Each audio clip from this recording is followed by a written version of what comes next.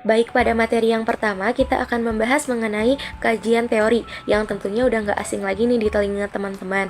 Di sini tertera menurut Labovitz and Hagedorn, mereka menyatakan bahwa kajian teori itu merupakan sebuah ide yang bersifat teoritis guna menentukan alasan mengapa sih variabel yang terdapat dalam sebuah penelitian itu bisa saling berhubungan dengan pernyataan yang ada.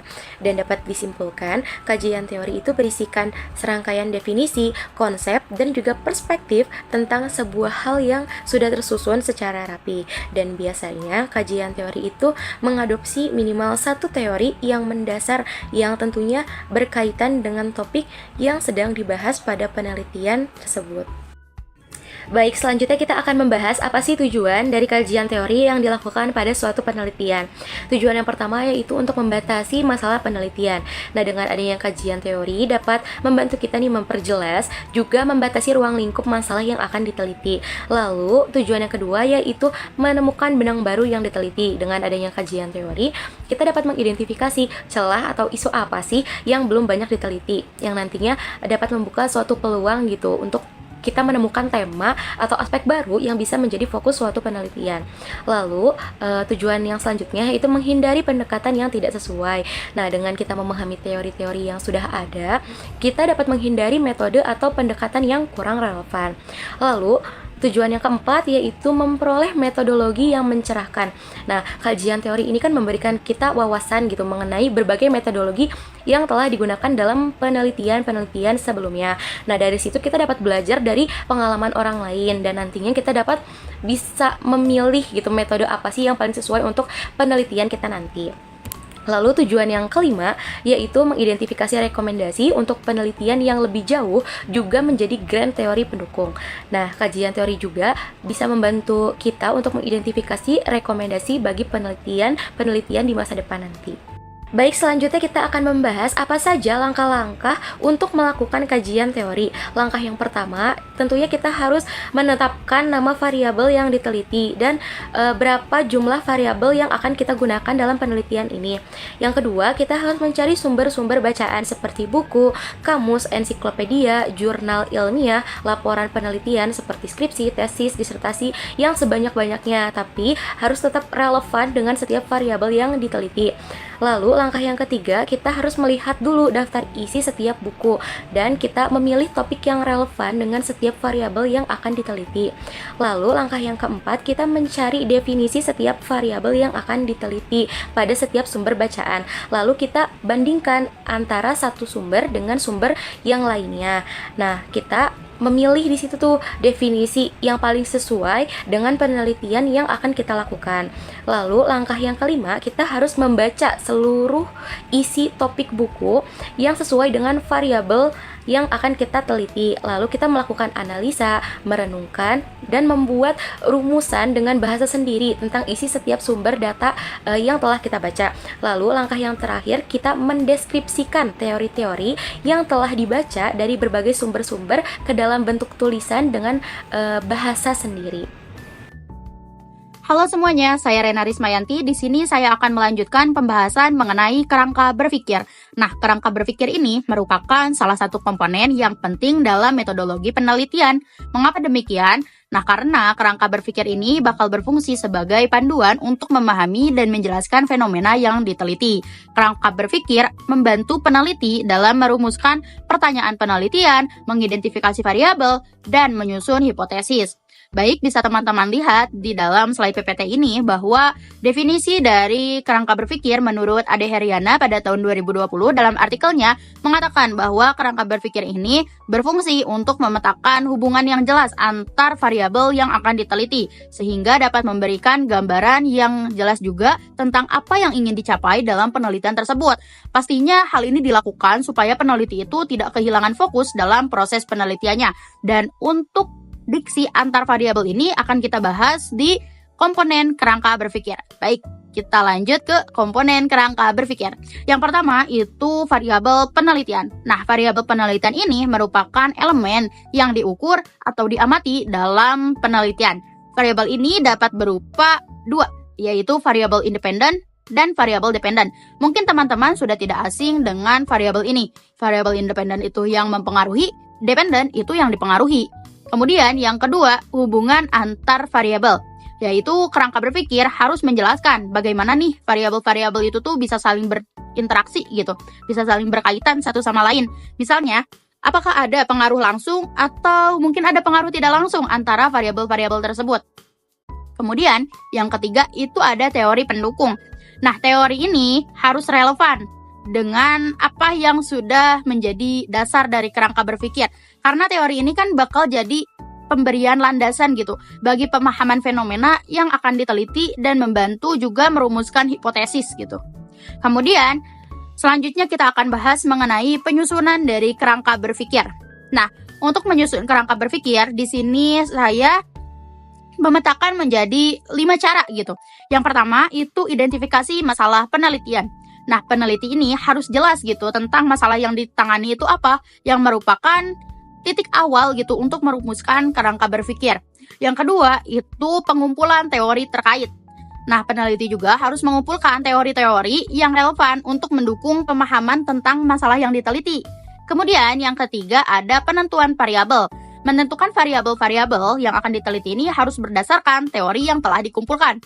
Variabel yang dimaksud itu apa? Seperti yang sudah disebutkan tadi, yaitu independen dan dependen. Kemudian yang keempat itu menyusun diagram atau model.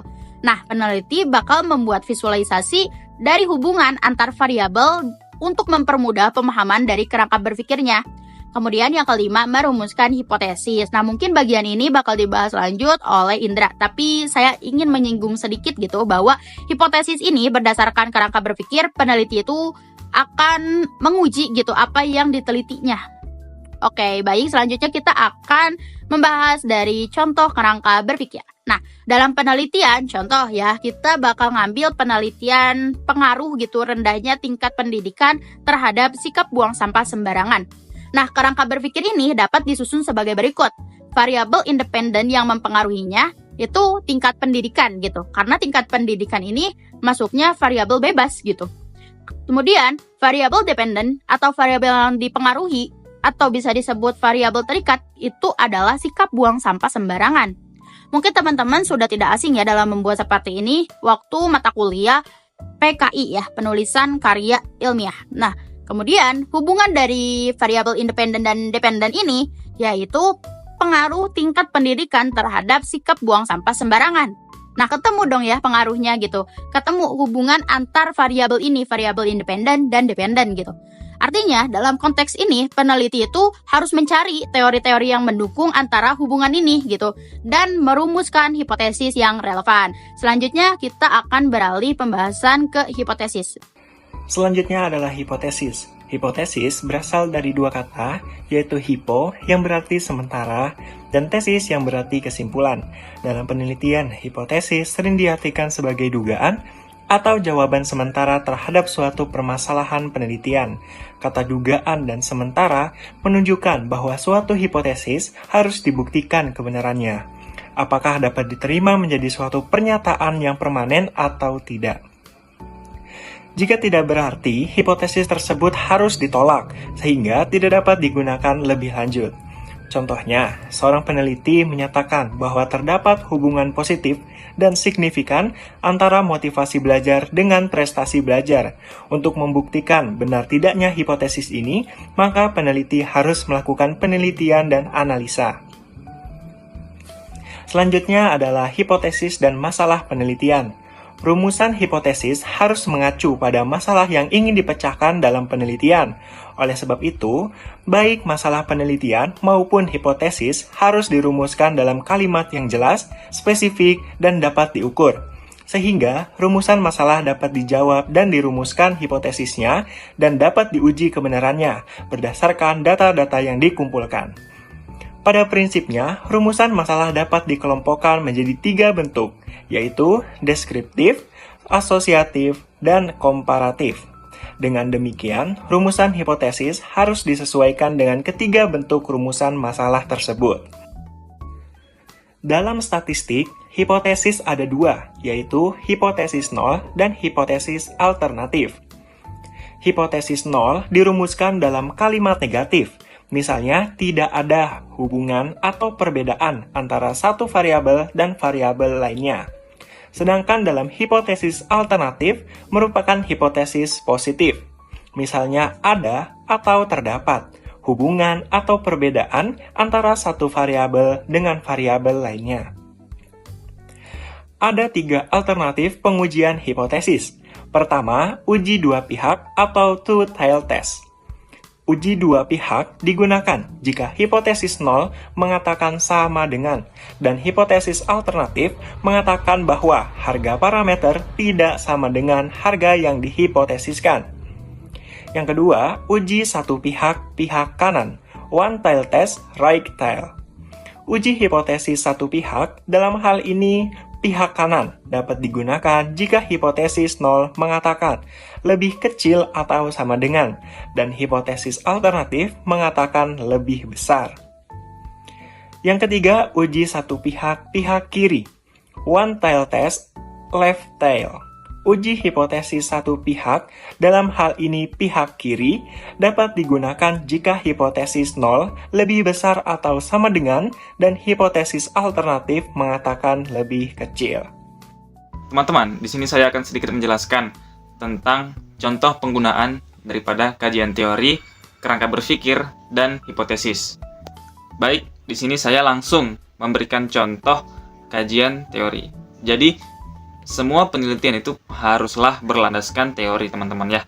Sehingga pentingnya kajian teori di sini. Contohnya yaitu dalam penelitian tentang pengaruh media sosial terhadap kesehatan mental remaja.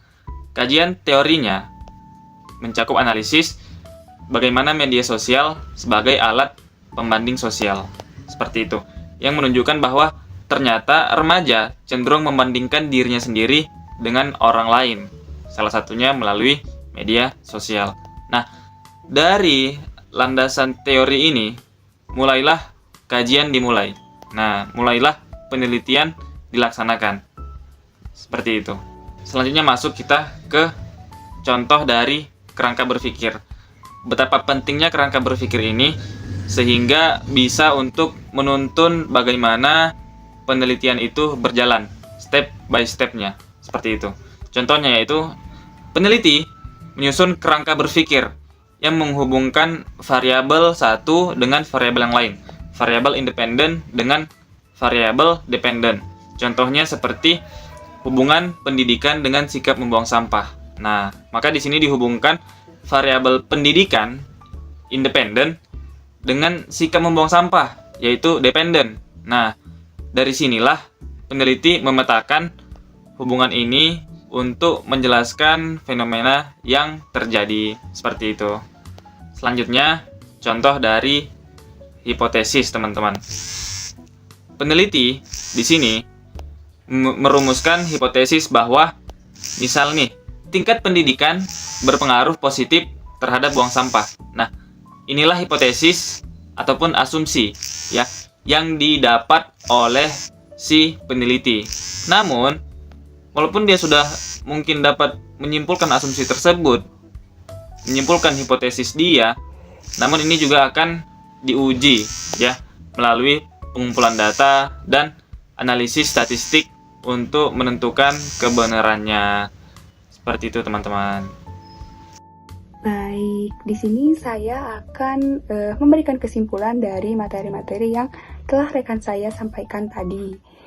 Nah, dari kajian teori yang telah disampaikan, bahwa kajian teori merupakan elemen fundamental dalam sebuah penelitian yang berfungsi untuk menghubungkan variabel dan memberikan landasan teoritis yang kuat. Nah, menurut Labovitz dan Hagedorn, kajian teori tidak hanya menyusun definisi dan konsep, tetapi juga membatasi masalah penelitian, menemukan isu baru, dan menghindari pendekatan yang tidak sesuai. Nah, tujuan utama dari kajian teori, seperti yang dinyatakan oleh Bennett, Brock, dan Gall, meliputi pengelolaan ruang lingkup penelitian agar lebih fokus lagi gitu, serta nantinya akan memberikan metodologi yang lebih mencerahkan gitu. Selanjutnya ada langkah-langkah yang diusulkan oleh Suyono, yaitu menekankan pentingnya pemilihan variabel, sumber bacaan, dan analisis mendalam terhadap teori-teori yang sudah ada. Nah, selain itu juga kerangka berpikir berfungsi sebagai panduan dalam menyusun penelitian, menghubungkan teori, variabel, dan hipotesis sehingga peneliti dapat menjelaskan fenomena dengan lebih baik lagi. Nah, selanjutnya ada hipotesis sebagai dugaan awal atau dugaan sementara yang perlu diuji kebenarannya dalam konteks penelitian, yang berperan penting gitu dalam merumuskan masalah penelitian dan harus juga diuji melalui data yang telah dikumpulkan.